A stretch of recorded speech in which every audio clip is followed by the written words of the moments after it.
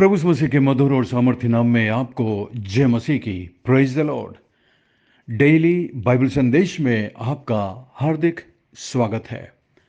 आज 14 जून है और परमेश्वर को धन्यवाद कि उसने हमें फिर से एक नया दिन दिया है, एक नया सवेरा दिया है, ताकि हम अपने जीवन के चाल चलन, सोच विचार और आचरण के द्वारा उस परमेश्वर को महिमा दें जिसने हमें आज की जिंदगी दी है। बहुत बहुत धन्यवाद कि आपने अपना कीमती वक्त निकाला कि आप हमारे इस बाइबल संदेश में शामिल हो सके, जुड़ सके। मैं चाहूँगा कि आप अंत तक बने रहें और इस प्रार्थना के साथ रहें कि परमेश्वर आज के इस मनन के द्वारा हम सबके दिलों से बातचीत करें और हम परमेश्वर की आवाज़ को सुन पाएं।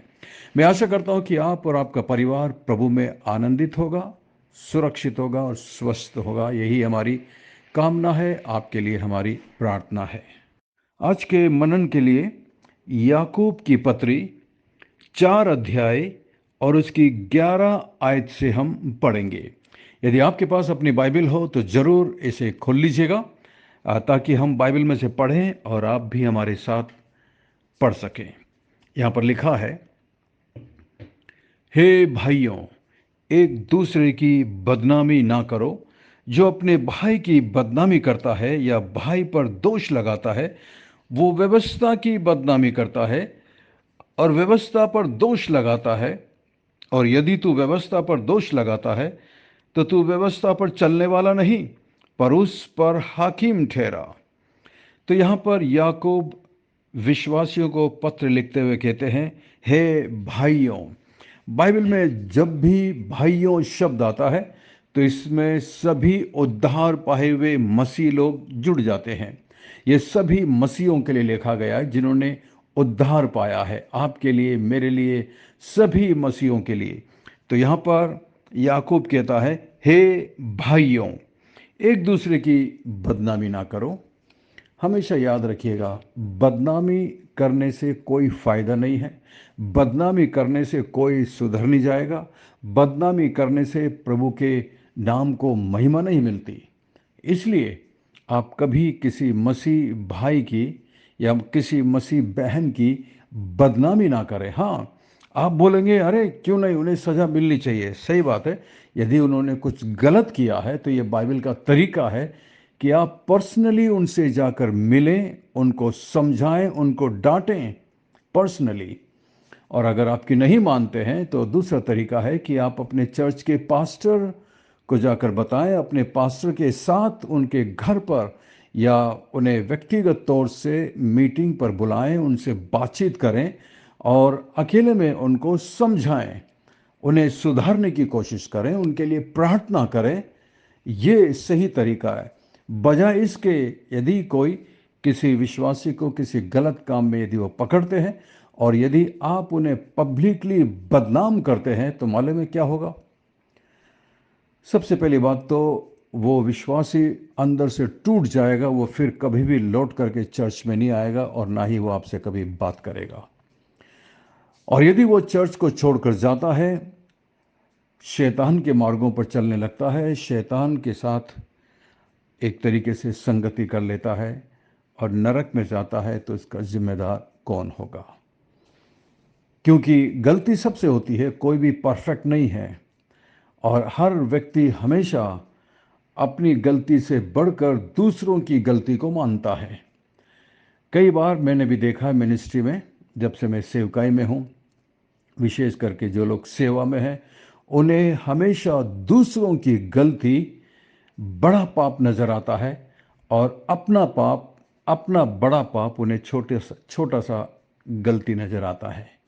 दूसरों के पाप हमेशा बड़े लगते हैं और हम दूसरों को सज़ा देने के लिए और दूसरों को दंडित करने के लिए हमेशा तैयार रहते हैं। परंतु जब हमारी बारी आती है तब हम चाहते हैं कि लोग हमें क्षमा करें, हमें माफ़ करें और हमें छोड़ दें।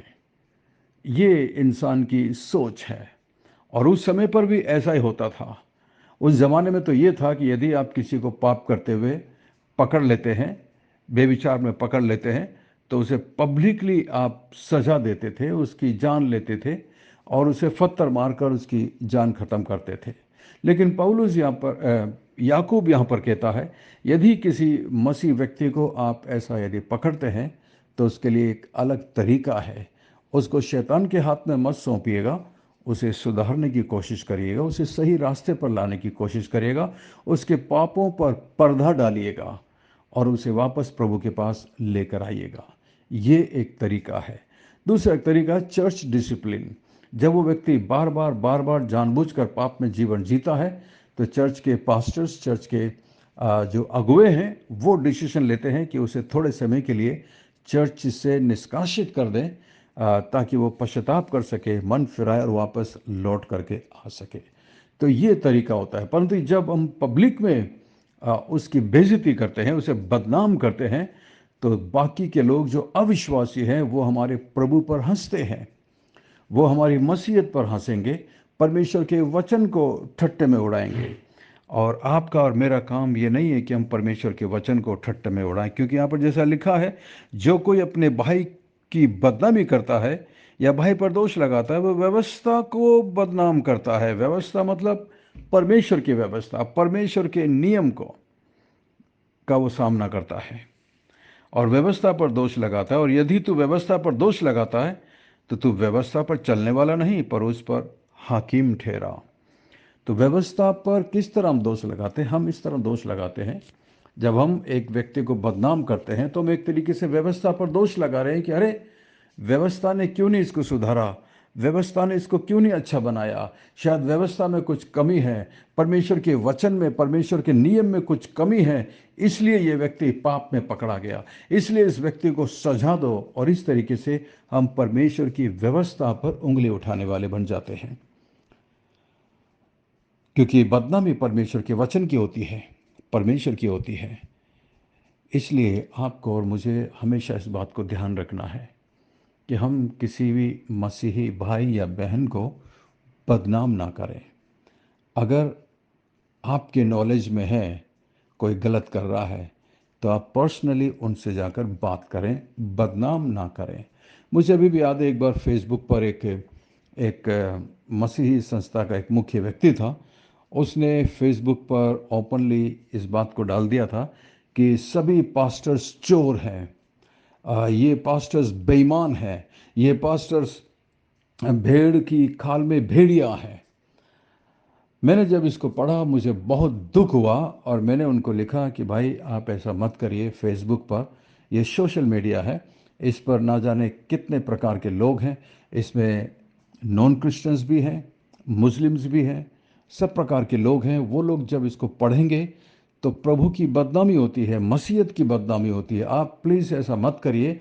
यदि आपको किसी विशेष पासवान या पास्टर के प्रति कुछ विशेष विरोध है या आपने कुछ उनको गलत करते हुए देखा है तो उनका नाम लिखिए, उनके नाम से उनको लिखिए, पर्सनली उनसे बातचीत करिए अगर हिम्मत है तो। पब्लिक में ऐसा डालना सही नहीं, क्योंकि जब हम ऐसा डालते हैं तो इसमें सारे पादरी आ जाते हैं और सब पादरी एक से नहीं होते, हर पास्टर एक से नहीं होता।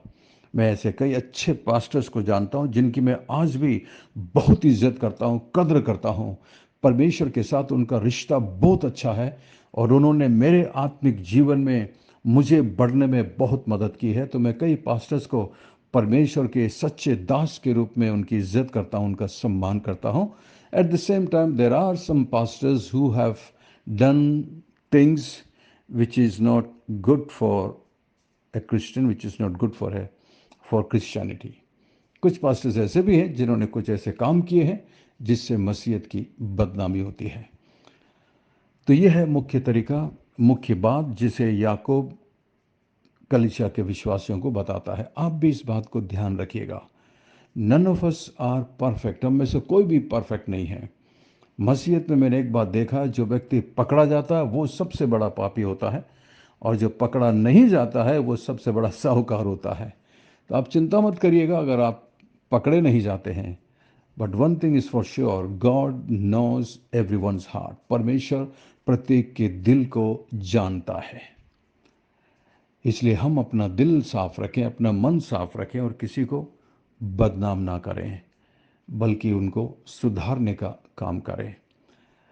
हाँ, मैं भी कभी-कभी जनरली प्रचार में जब बोलता हूँ, तो मैं कोशिश करता हूँ सही व्यक्ति की तरफ इशारा करूँ, और मैं जब बोलता हूँ तो मैं इसलिए बोलता हूँ ताकि मैं दूसरे मसीहों को चेतावनी दे सकूँ, जगा सकूँ, उन्हें जागृत कर सकूँ कि वो उस मार्ग पर चलकर अपनी मसीहत को ना खो दें, अपनी आत्मिकता का नुकसान ना उठाएँ।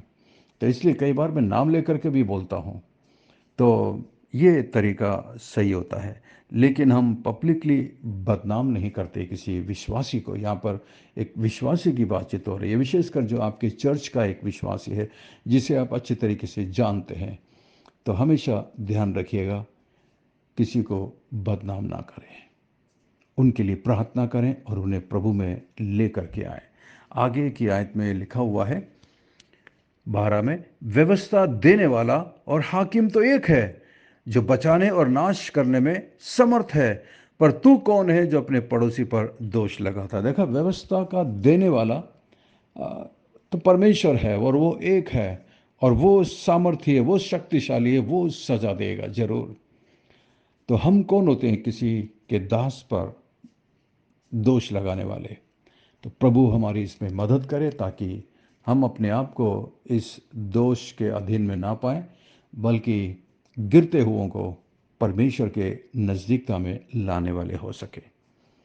मुझे अभी भी याद है, मेरे हमारे चर्च में एक बार मुझे एक आंटी ने फ़ोन किया और मुझे बोला, अरे पास्टर जी, आपको पता नहीं आपके चर्च में एक व्यक्ति है जो ऐसे ऐसे काम कर रहा है, आप क्यों नहीं उसको बोलते, ये आपकी जिम्मेदारी है, और इससे ये आपके ऊपर भी नाम आएगा, वगैरह वगैरह बहुत कुछ बोला।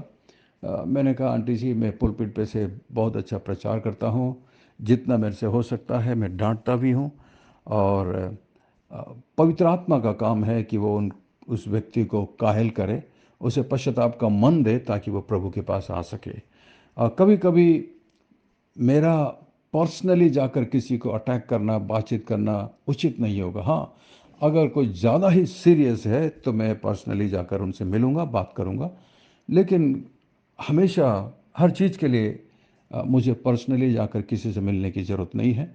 मैं पुलपिट पे से जो प्रचार करता हूँ, परमेश्वर अगुवाई करता है, और मैं जानता हूँ वो वचन लोगों के दिलों में काम करता है, और वो अपने पापों से पश्चाता कर प्रभु के पास लौट कर आते हैं। ऐसा मैंने बहुत सारे लोगों को देखा है, जो परमेश्वर के वचन को सुनकर पश्चाताप करते हैं, प्रभु के नज़दीकता में लौट कर आते हैं। तो परमेश्वर इस वचन के द्वारा हम सबको आशीषित करे। आइए हम प्रार्थना करें। जब मैं प्रार्थना करता हूँ, आप भी मेरे साथ प्रार्थना में शामिल होइएगा, और प्रार्थना के इन निवेदनों को, प्रार्थना के इन प्रेयर रिक्वेस्ट्स को आप भी अपने व्यक्तिगत प्रार्थना में याद रखें। स्वर्ग में विराजमान जीवित और जिंदा परमेश्वर, अनुग्रहकारी दयालु पिता, धन्यवाद धन्यवाद धन्यवाद।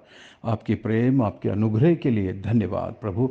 आज का दिन आपने हमें दिया है, धन्यवाद इस दिन के लिए प्रभु। एक नया दिन, एक नया सवेरा आपने हमें दिया है। हमारी मदद करिए, ताकि हम अपने जीवन, चाल चलन और सोच विचार के द्वारा आपको महिमा दे सकें, आपके नाम को हम सम्मान दे सकें। हमें क्षमा करना, माफ़ करना प्रभु जी, जब हमने आपको, पवित्र आत्मा को दुखी किया है, शोकित किया है। हमारी सहायता कर, हमारी मदद कर प्रभु। मैं विशेष प्रार्थना करता हूँ इस वक्त मेरे भाई जो प्रार्थना में मेरे साथ जुड़े हुए हैं प्रभु जी। मेरे से अच्छा आप जानते हैं उस भाई की आवश्यकताओं को, उनकी पारिवारिक आवश्यकताओं को, उनके आत्मिक आवश्यकताओं को, उनकी आर्थिक समस्याओं को आप जानते हैं प्रभु। आप उन पर अपने हाथों को बढ़ाकर छू लीजिए, उनकी समस्याओं का समाधान करिए प्रभु जी। अनुग्रह और दया करिए प्रभु, ताकि उनका ईमान, विश्वास आप में निरंतर बढ़ता जाए। मैं मेरी बहन के लिए प्रार्थना करता हूं, जो इस वक्त मेरे साथ प्रार्थना में झुकी हुई है। मान परमेश्वर, आप अपने हाथों को बढ़ाकर मेरी बहन को छू लीजिए प्रभु जी। जो भी उनकी समस्या है, जो भी उनकी प्रार्थना है, उनकी प्रार्थना को सुनकर जवाब देना मान परमेश्वर। उनके परिवार में, उनके हस्बैंड को, उनके बच्चों को आशीष देना प्रभु जी। उनके नाती पोतों को आप आशीष देना मान परमेश्वर। शैतान के हर एक षड्यंत्र से आप उनकी रक्षा और मदद करना प्रभु। आपके लिए कुछ भी मुश्किल नहीं है। मैं प्रार्थना करता हूँ इस ग्रुप में जो छोटे जवान लड़के लड़कियां हैं, बच्चे हैं प्रभु, प्रत्येक पर अनुग्रह और दया करना मान परमेश्वर। यीशु मसीह में अपने चर्च के विश्वासियों के लिए प्रार्थना करता हूँ, विशेषकर जो लोग बीमार हैं उन पर अनुग्रह और दया करना प्रभु जी। मैं प्रार्थना करता हूँ जो नए विश्वासी चर्च में आ रहे हैं प्रभु, आप उनकी सहायता करिए, मदद करिए, ताकि वो विश्वास में और भी मजबूत हो सकें, विश्वास में और भी दृढ़ हो सकें प्रभु। मैं प्रार्थना करता हूँ इस बाइबल संदेश से जुड़े हुए मेरी प्रत्येक बहन और भाई प्रभु, जो आपकी सेवा को सपोर्ट करते हैं, इस बाइबल संदेश को सपोर्ट करते हैं अपने आर्थिक सहायता देकर प्रभु, उन्हें उसका प्रतिफल अवश्य दीजिएगा प्रभु, जैसा कि आपने अपने वचन में वायदा किया है मलाकी 3:10 में कि अपने भेंट अपने दशवांश मेरे भंडार में ले आओ, और ऐसा करके मुझे परख कर देखो कि मैं आकाश के झरोखे खोलकर अपरंपार आशीष की वर्षा करता हूँ कि नहीं। धन्यवाद प्रभु, आपकी प्रतिज्ञा के लिए धन्यवाद। धन्यवाद प्रभु, प्रार्थना सुनकर जवाब देने के लिए धन्यवाद। सब कुछ यीशु मसीह के मीठे महापवित्र नाम से मांगते हैं, आमीन आमीन। बहुत बहुत धन्यवाद हमारे साथ प्रार्थना में जुड़ने के लिए। मैं आशा करता हूं कि आप इन प्रार्थना निवेदनों को प्रतिदिन अपनी प्रार्थना में याद रखेंगे। यदि आज के संदेश के द्वारा आप आशीषित हुए हैं तो आप इस संदेश को अपने दूसरे मसीह भाई बहनों को शेयर करिएगा। और यदि आप ये संदेश पहली बार सुन रहे हैं तो आप हमारे व्हाट्सएप ग्रुप में शामिल हो सकते हैं। हमारा नंबर है 9927464924। Pastor Mani Thomas, Emmanuel believers church, Agra. हम आपसे प्रेम करते हैं, आपकी परवाह करते हैं, आपके लिए प्रार्थना करते हैं। हमारे लिए भी निरंतर प्रार्थना करिएगा। अंत में सवाल है, आज के वचन के द्वारा परमेश्वर ने आपके दिलों से क्या बात की है? हमें एक दूसरे विश्वासी मसीह भाइयों को या बहनों को क्यों बदनाम नहीं करना चाहिए? परमेश्वर आपको बहुत बहुत आशीष दे। Thank you, God bless you, we love you, have a great day and take care of yourself. अपना ख्याल रखिएगा।